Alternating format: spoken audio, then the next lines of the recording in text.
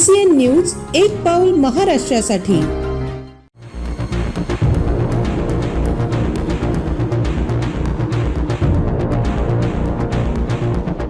नगरपालिका निवडणूक रणधुमाळी ओनली ऑन CCN न्यूज।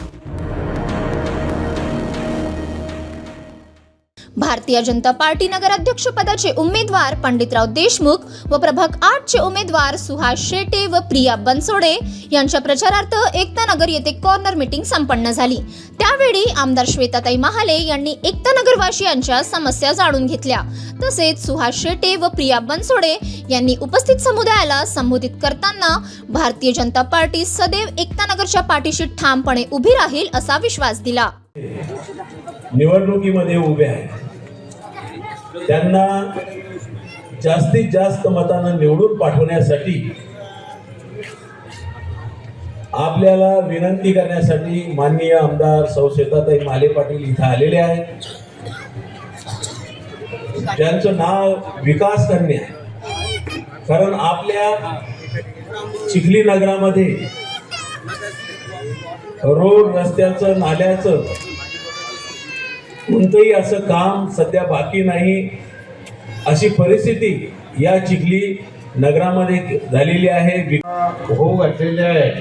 आणि त्याच्यामध्ये भारतीय जनता पार्टीच्या वतीनं 14 प्रभागामध्ये 28 उमेदवारांना त्या ठिकाणी उमेदवारी मिळालेली आहे आणि मला त्या ठिकाणी नगराध्यक्ष पदाची उमेदवारी मिळालेली आहे।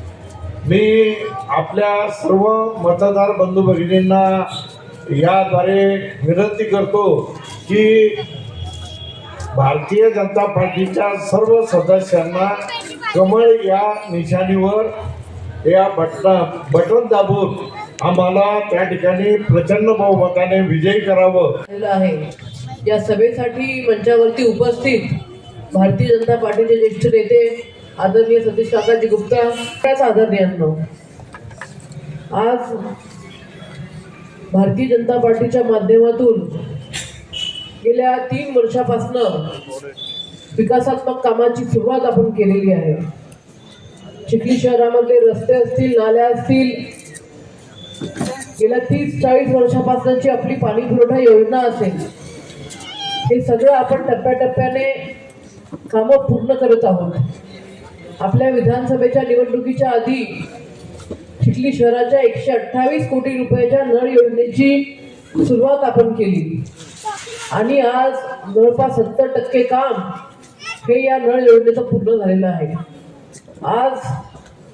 आजच्या घडीला जर का पाहिलं तर 15-20 दिवसानंतर आपल्याला नळाचं पाणी येतं। गेल्या 30 वर्षापासून आपली अशी परिस्थिती आहे।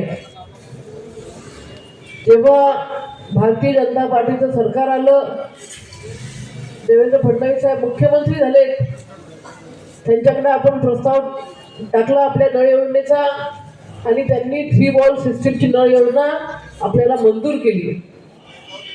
येणाऱ्या 2 ते 3 महिन्यामध्ये या नळ योजनेचं काम आपण पूर्ण करणार आहोत।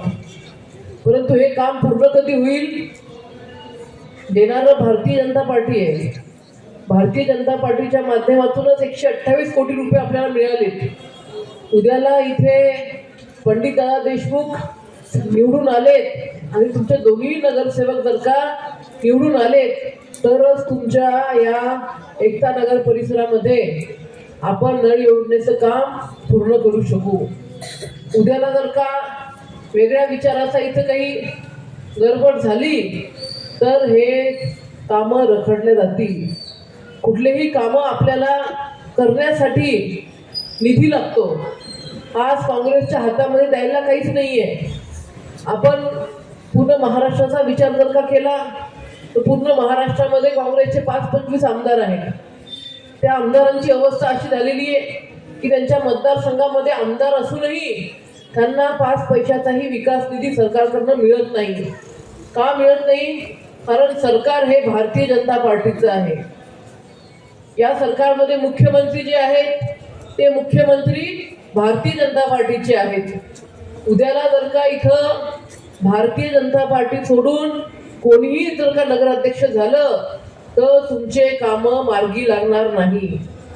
तुमचं एकता नगरच्या बाबतीमध्ये आपण विशेष बैठक घेतली.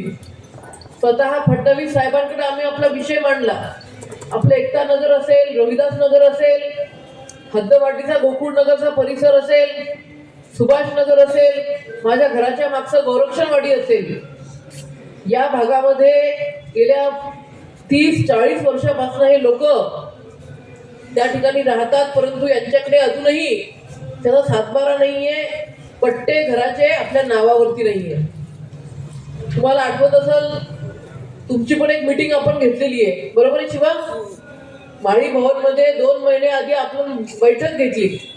त्या बैठकीमध्ये स्पष्ट सांगितलं, तुम्हाला जर का तुमचे घराचे पट्टे तुमच्या नावाने कायमस्वरूपी करायचे असतील तर फक्त आणि फक्त भारतीय जनता पार्टीचं सरकारच हे करू शकतं, दुसरं कोणीही करू शकत नाही. 2 दिवसाआधी सन्माननीय मुख्यमंत्री आले. मुख्यमंत्र्यांनी जाहीर भाषणामध्ये सांगितलं की चिखलीकरांना आता काळजी करू नका.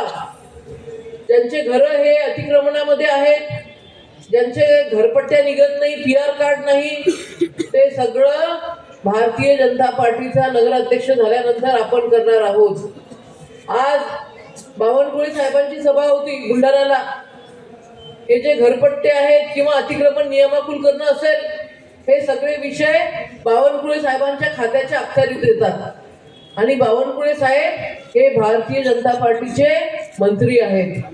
तर मला सांगा, उद्याला जर का इथे काँग्रेस आली तर बावनकुळे साहेब मदत करणार आहेत का?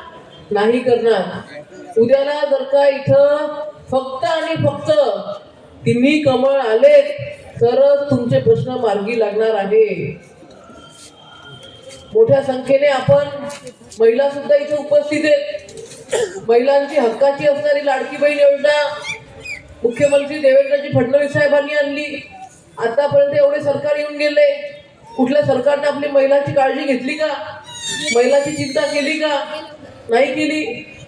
आमच्या महिला जेव्हा भाऊबीजेला, रक्षाबंधनला जातात तेव्हा वर्षात 1-2दाच त्यांना भावाकडून, सख्या भावाकडून ओवाळणी मिळते. परंतु मुख्यमंत्री देवाभाऊच्या माध्यमातून ही ओवाळणी आपल्या चिखलीतल्या लाडक्या बहिणींच्या खात्यामध्ये दर महिन्याला येते.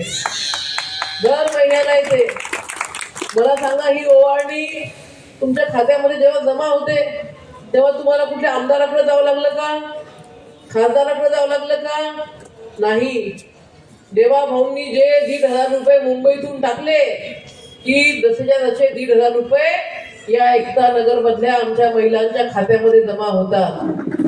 आता आपल्याला 1,500 पर्यंत थांबायचंय का? नाही. आपल्याला येणाऱ्या विधानसभेच्या निवडणुकीच्या आधी देवाभाऊ लाडकी बहीण योजनेच्या माध्यमातून प्रत्येक आमच्या लाडक्या बहिणीच्या खात्यामध्ये 1,500 वरून 5,000 रुपये त्यांच्याकडे टाकायचे. 5,000 रुपये. पण हे कधी शक्य होईल? हे फक्त आणि फक्त भारतीय जनता पार्टीचा नगराध्यक्ष जर का झाला, भारतीय जनता पार्टीचा तुमचा नगरसेवक झाला तरच हे शक्य होणार आहे. योजना ज्यांनी आणलेली आहे तेच योजना सुरू ठेवणार आहेत. जेव्हा ही योजना सुरू केली तेव्हा काँग्रेसवाले काय म्हणत होते की कशाला ही योजना आणता, ही योजना आणू नका, ही योजना आणली तर महिला आळशी बनतील, कामं करणार नाही, अशी मानसिकता काँग्रेसची आहे. जेव्हा काँग्रेस सत्तेवरती येईल त्यावेळेला पहिले ते काय करतील? देवाभाऊ लाडकी बहीण योजना बंद करतील. आता तुमच्या हाती आहे की योजना चालू ठेवायची का योजना बंद करायची. माझी विनंती आहे, कुठल्याही काँग्रेसच्या भूलथापांवरती जाऊ नका.